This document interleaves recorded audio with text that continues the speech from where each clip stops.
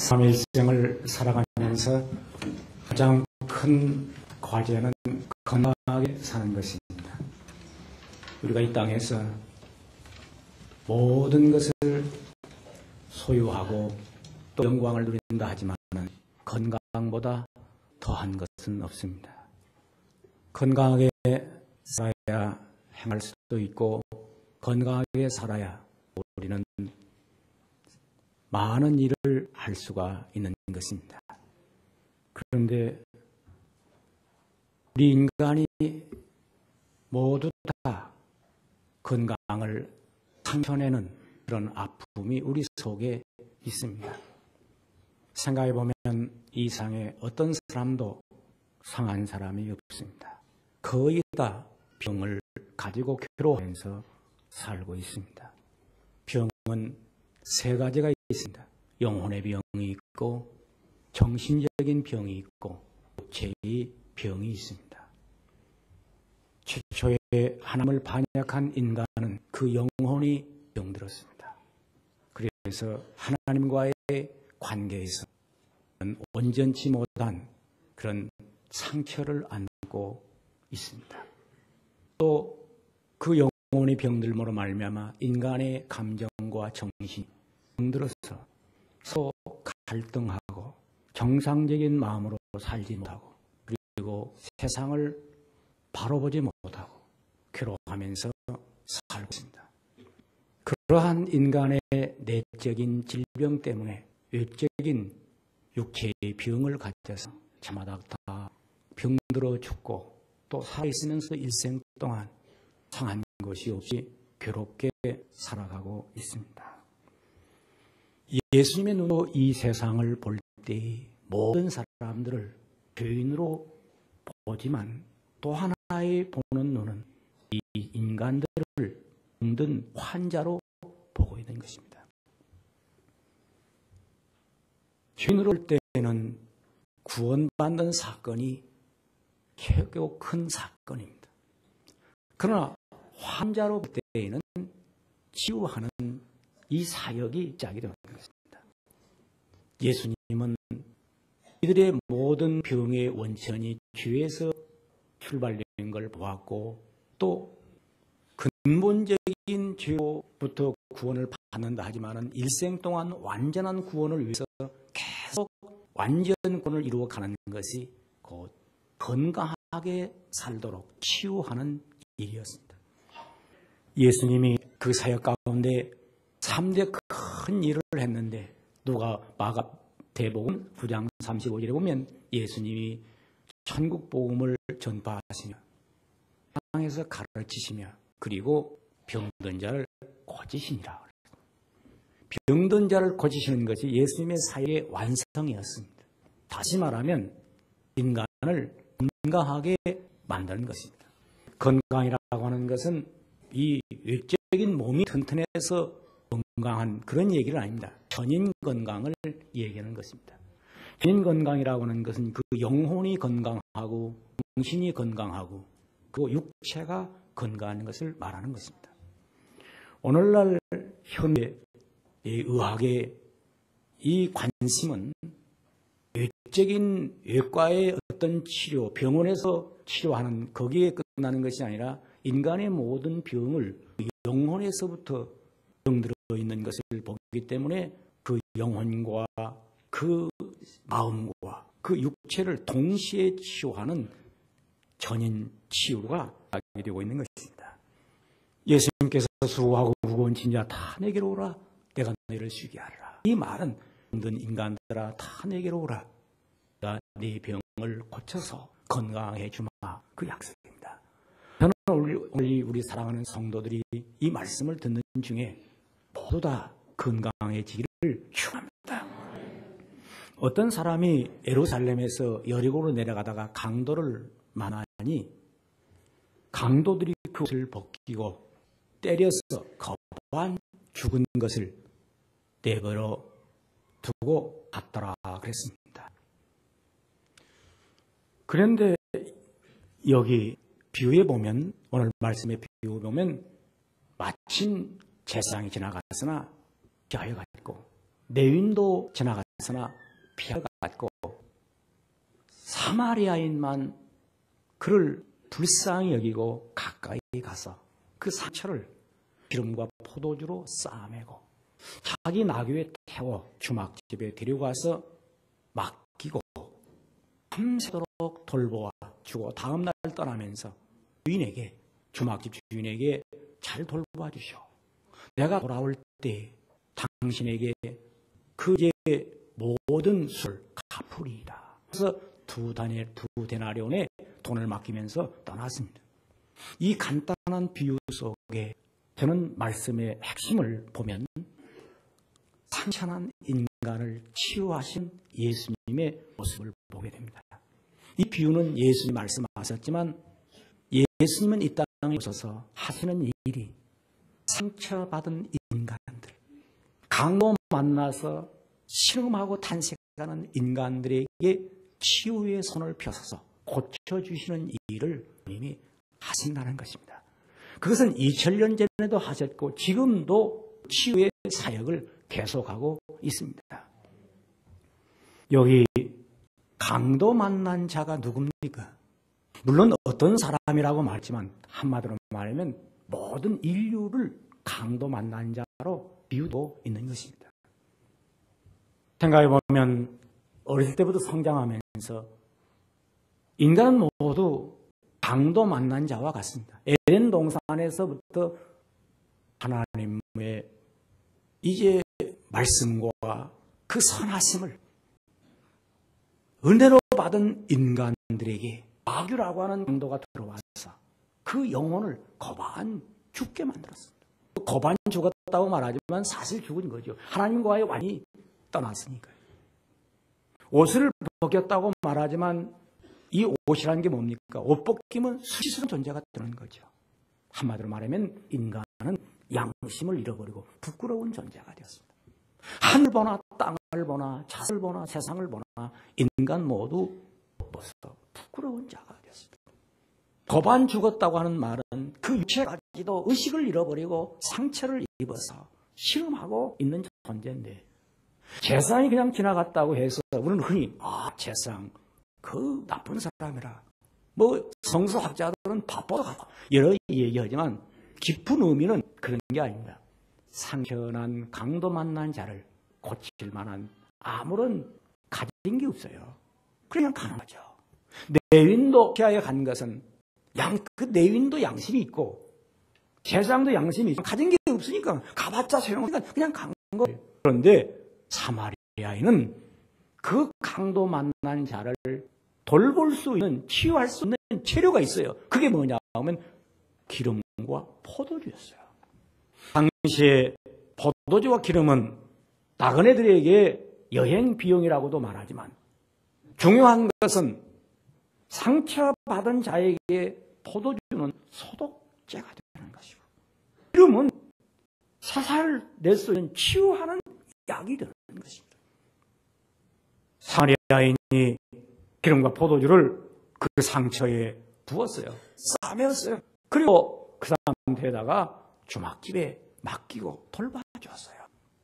이것은 어떤 사마리아인 한 개인에 대한 얘기가 아니고 예수님이 이 상처난 인간들에게 십자가에서 피를 흘리셔서 포도주와 같이 붉은 피를 쏟으셔서 우리의 상처를 치유하시고 그 예수님은 성령을 보내셔서 우리 인간들에게 치유하는 기름 부음을 하셨다는 것입니다.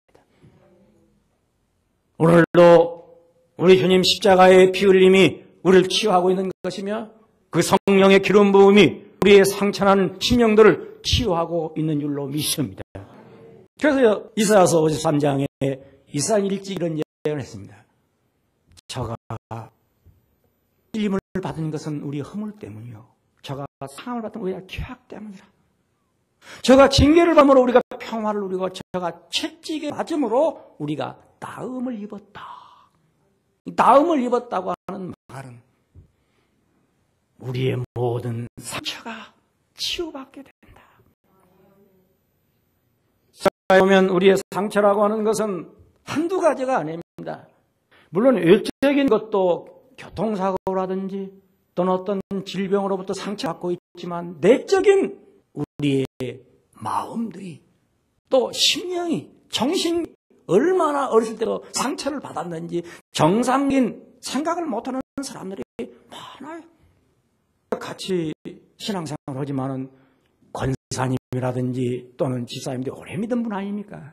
그런데도 그 성격상 문제가 있는 것은 그게 상처 때문에 이루어진 인간의 잘못된 개성입니다.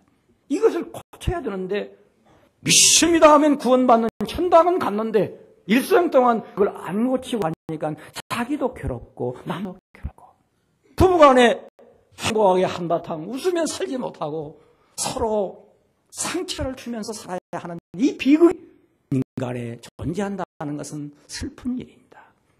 그러기 오늘 이 시간 우리는 모두 다 은혜 받아서 내 속에 잠재된 상처들이 치유받는 시간 되시기를 축원합니다. 곰곰이 여러분 자신을 돌아보십시오. 지금 자기 자신을 한번 생각해 보시죠. 어떤 상처를 가지고 있는가? 자기는 말 않고 있지만은 부모로부터 받은 상처가 아물지 않고 이상한 이등의식이라든지 어떤 분노라든지 어떤 감정의 폭발이라든지 그런 것들을 가지고 살고 친척이나 형제나 이런 사람들로부터 상처를 받고 이것이 응어리죠. 이상한 실험소를 하고 있는 사람들. 남편으로부터 상처받은 그런 응어리들이 아내의 한이야. 말 않고 있지만은 늘 그것들이 상처가 되어서 불행한 사람들이 이 지구상에 오늘 이 자리에 많이 있다고 하는 사실입니다. 그래서 자식으로부터 상처받은 부모가 평생에 그 상처 때문에 눈물로 소를 베는 부모가 있습니다. 어떤 며느리는 시어머니의 그 상처 때문에 일생을 얼굴 한번 펴지 못한 채 살아가는 불쌍한 여인이 있는가 하면 어렸을 때 사생으로부터 상처받은 한 어린아이가 평생을 길을 피지 못한 채 말 한마디에 상처다. 이 못난 자식아 하는 그 말 한마디 때문에 인생을 폐처럼 살아가는 사람도 있습니다. 그러게 오늘 예수님이 이 강도 만난 자는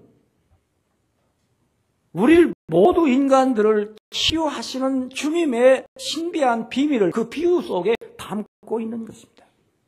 사마리아인은 예수님의 그의 모습을 보여주고 있는 사람입니다.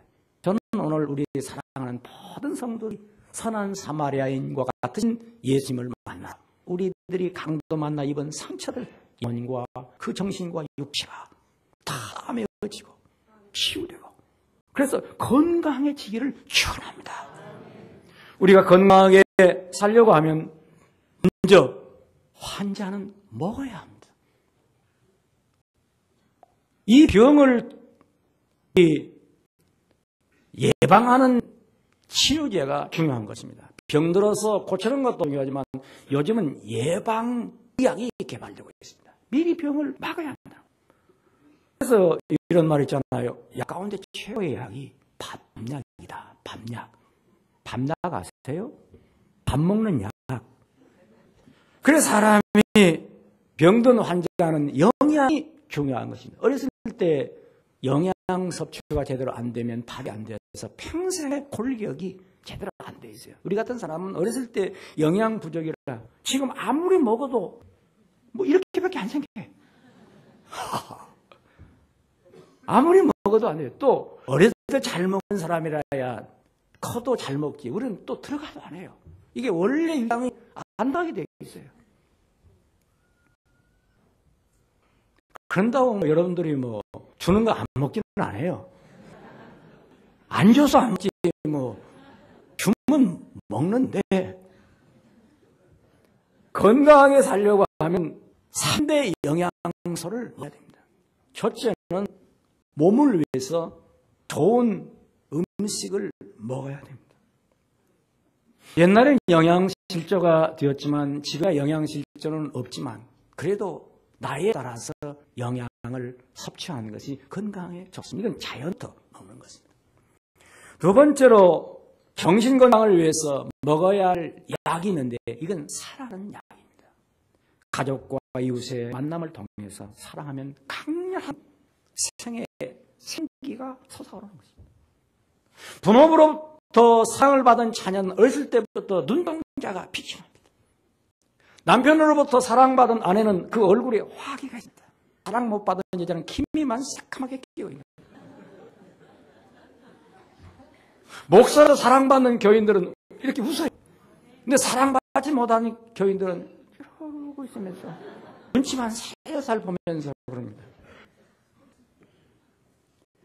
그런데 이보다 더 중요한 약이 있는데 이건 신비의 영양소라고 말하는데 이것은 하나님께서 주시는 말씀입니다. 은혜입니다. 진리입니다. 이것은 전인 건강을 위해서 절대적으로 필요한 신비의 영양소라고 말합니다.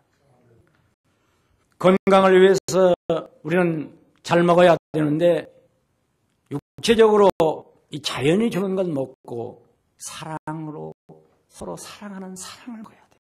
그래서 이 건강의 중요한 요소는 가정에서 사랑을 먹는 겁니다. 그러나 그런 것보다 더 높은 것은 하늘로부터 주는 그 영양소를 마셔야 한다는 거죠. 칼 융은 신비의 힘은 중년, 나이가 중년 넘어서부터는 더 중요한 영양소라고 말하고 있습니다.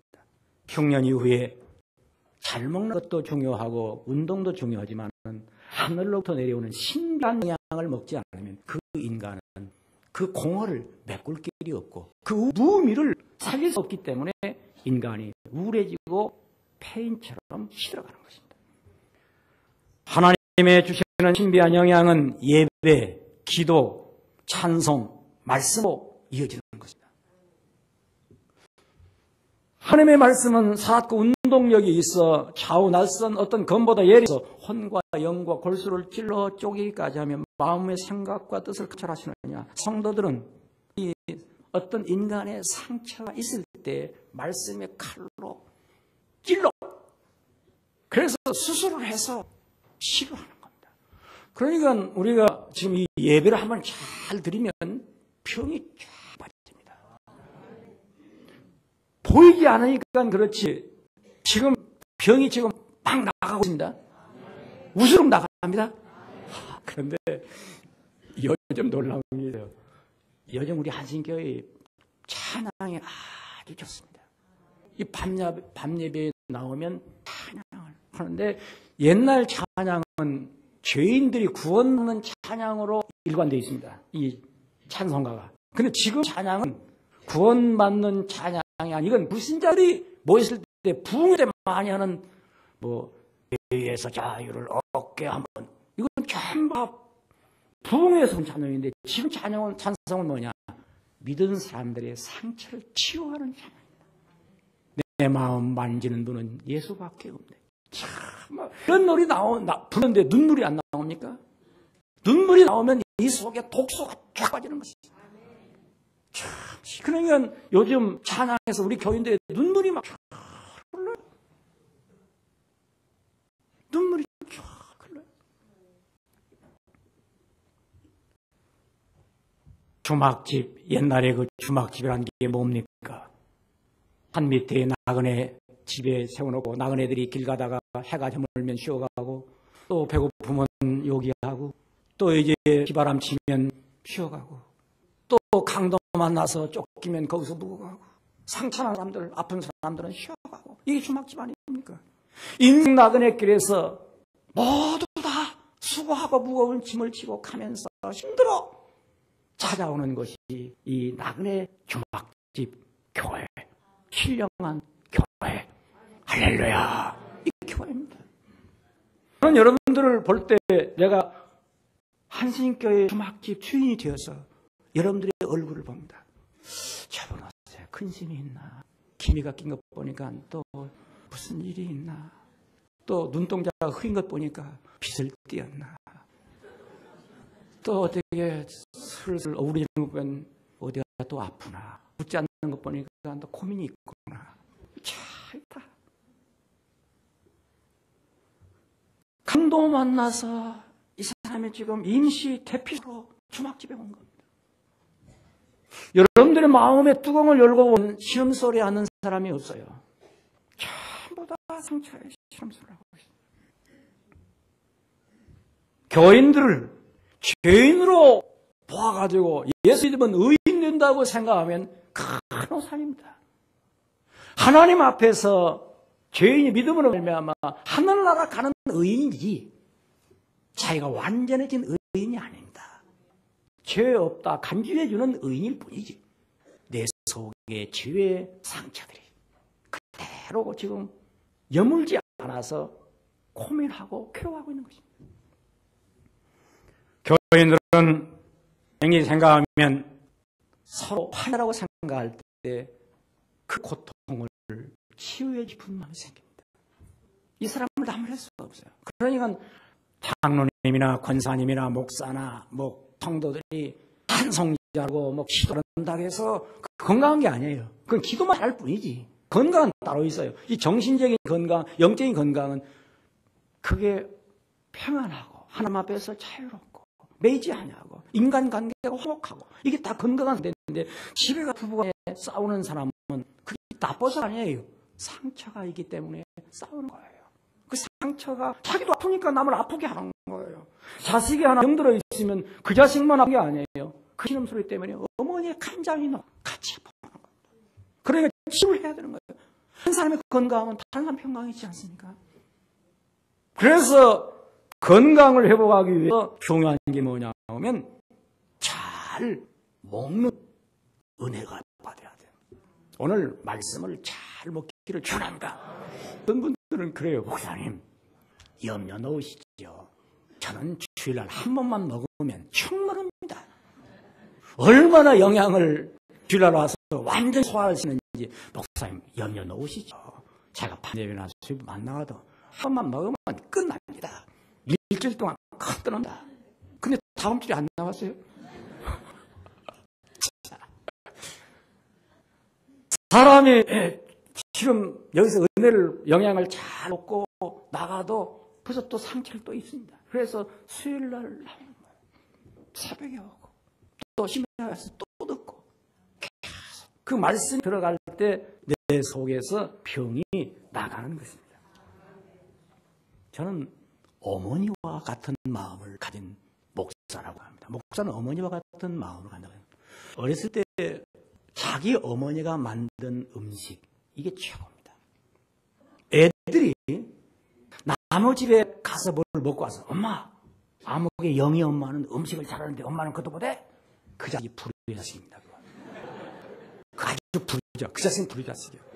그건 장래에 이 자식은 싹 속아버려서 불의 자식이에요. 아니 자기 엄마가 만들어준 최고라고 하면서 먹어야 되거든요. 그게 자기 엄마가 음식을 못해가지고 무슨 미원 타고 고춧가루 타고 후춧가루 넣어가지고 그냥 범벅이 주어도 최다. 그게 효자입니다.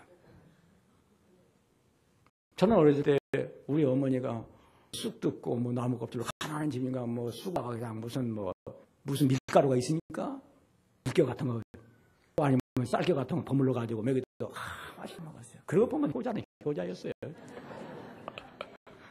제가 왜 이런 얘기 하세요? 잘 들으세요. 자기 교회 목사님 설교가 좋다. 이 말씀 들으면 좋다. 그 효자입니다. 나무교 끼우끼우 하면서 어느 교회 목사 괜히 혈압 올리게 하지 말아요. 아니 어떤 분이 점심 오면서 나보고 그래요. 목사님 오늘 라디오 방송을 듣는데요. 안목의 목사님 설교 참 은혜스럽습니다. 제가 그날 같이 식사했거든요. 일어났어요. 왜? 소화불량되게 생겼어요. 실컷 주일날 예배를 열심히 은혜로 했는데 자기 은혜 못 받고 다른 사람 다 받았는데 라디오 들으니까 아이고 그날 큰일 날 뻔했어요.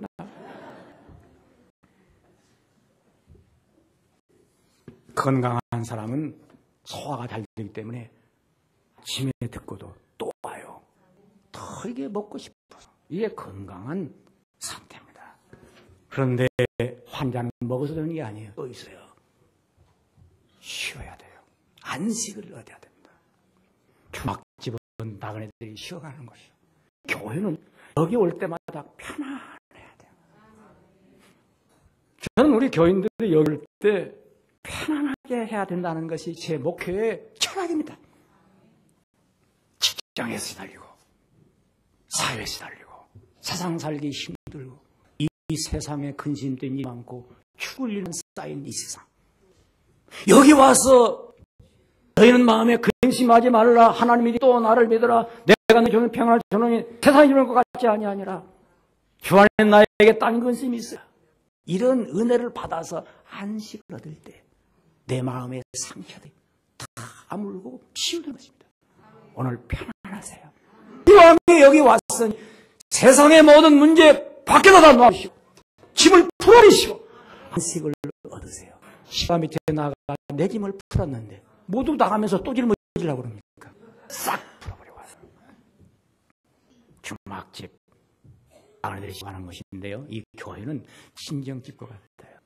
어렸을 때 우리 어머니 보면 쉽사리 시달려가지고 기니 끼고 머리 이고 다니라고. 옛날엔 여자들이 머리 이고 다니고 머리가 다 빠졌어요. 무거운 짐. 얼마나 우리 어머니는 무거운 짐을 머리에다 치고 이러셨는지 목이 이게 나왔어요. 이렇게. 그래서 목이 이만해요. 그러니 우리 어머니는 쌀 8kg도 머리에다 딱 이겨요. 그러고 사셨어요. 그런데 그런 어머님이 딱 이제 친정에만 가시면 기미가 빠져요. 얼굴에 화기가 돌아요. 왜?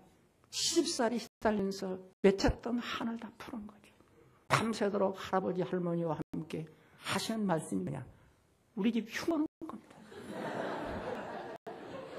시아버지 흉보고 시어머니 흉보고 나만 빼고 거기에 뭐 이제 이웃집 아주머니로부터 사촌 신우까지 백녀우 같은 신우들 전부 다 막 풀어대면 눈물 흘린 분이 있어요.